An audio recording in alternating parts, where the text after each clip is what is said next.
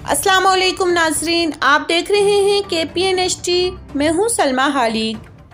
बाग मुस्लिम conference सरदार अतीक खान से नाराज़ होगी। सरदार अतीक खान की पॉलिसियों के खिलाफ वस्ती बाग के कारकुन फट पड़े।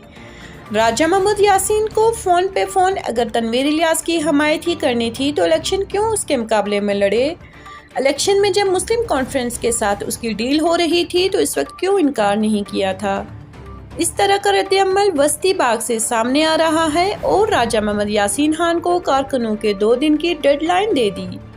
ऐसी मुस्लिम कॉन्फ्रेंस में सिर्फ अतीक खान ही रहे, हम अपने सियासी मुस्तकबिल के फैसले खुद कर लेंगे।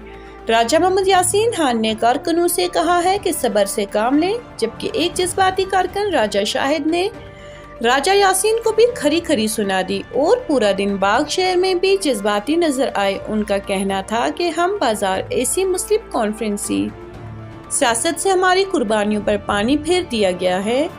मज़ीद न्यूज़ अपडेट्स के लिए देखते रहिए KPN-HT।